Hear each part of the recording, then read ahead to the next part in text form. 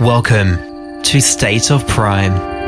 It's time to prime the mind, body, and spirit so that you can always stay in a state of prime. Let's get primed.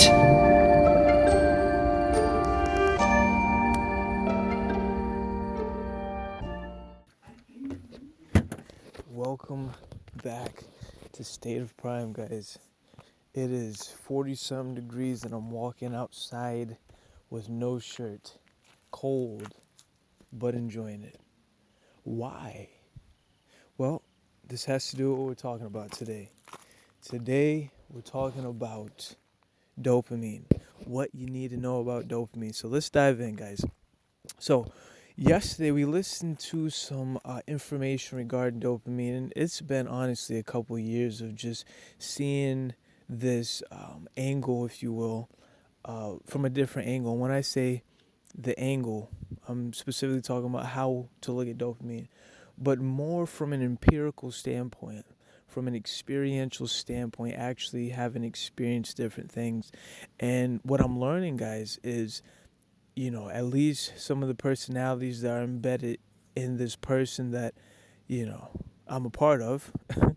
Yeah, you guys know me. I try to break the terminology from, instead of using I and try not to identify with the body and whatnot. But anywho, the personality, I guess to keep it simple, the personality that I have is one that is high strung, if you will. Like I get really fixated on things.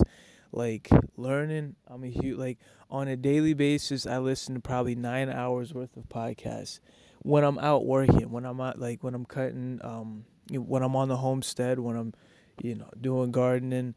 I like to listen to podcasts about 9 hours worth, but it's condensed into 3 hours. My wife Jess, she always says, "How do you listen to this?" And honestly, I feel like just with practice, I can listen at 3 times the speed and hear it perfectly. Maybe it's just been practice. But here's the point, though.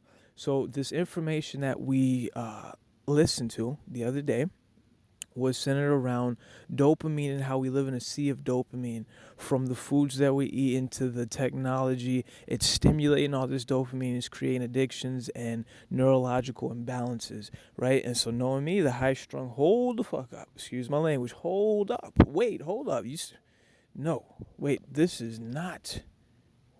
not like you can just imagine I'm in my head about it. Long story short, so from there, guys, just again going through my experience and what I do structurally on a daily basis, and just identifying some of these parameters. And so I don't want to get on here to tell you what exactly you should do, nor exactly what dopamine is, because we could talk about the what, but we need to focus more on what we can do about it.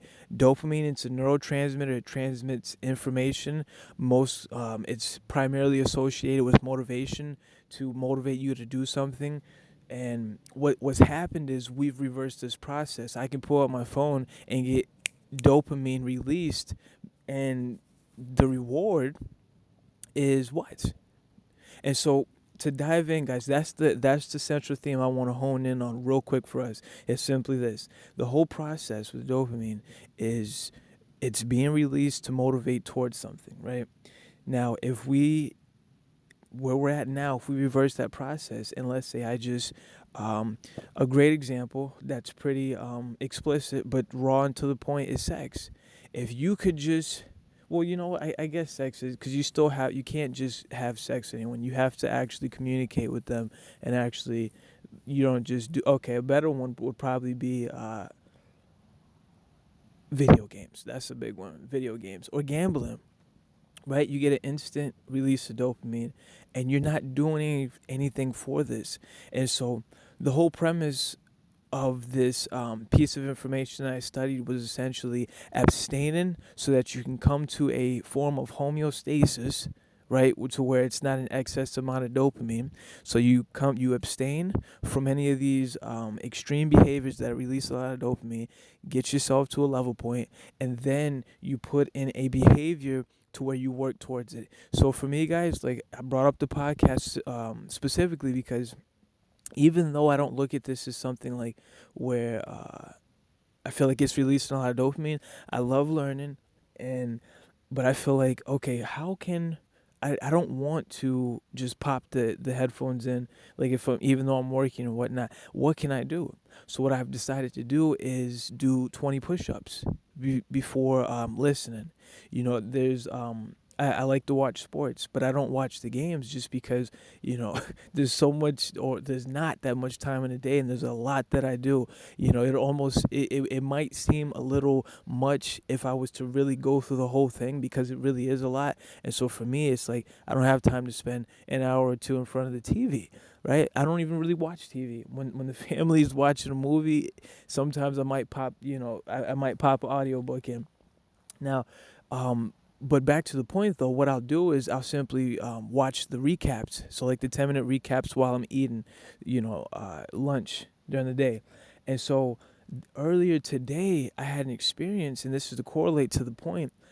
I had an experience where I was at Home Depot grabbing some tools, and I came back and I got some pears. I brought some pears with lunch.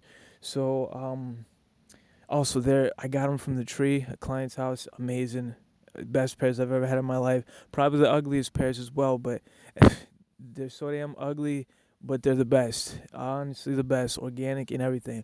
But anywho, so I'm eating the pears, right?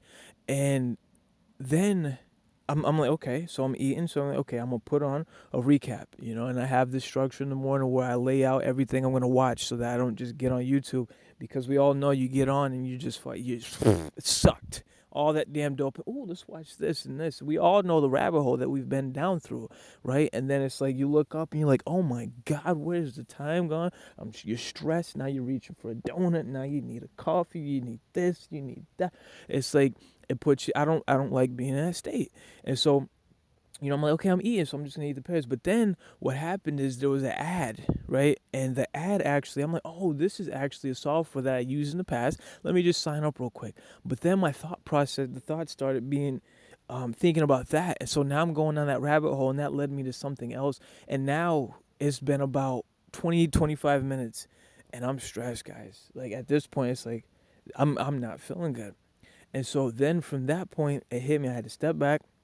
I had to go do something else, to put a timer on, and just meditated for about 5 minutes. But it wasn't really meditation, like, let me just clear my mind. It was more like just observing the thoughts in the stream so that I don't identify with them.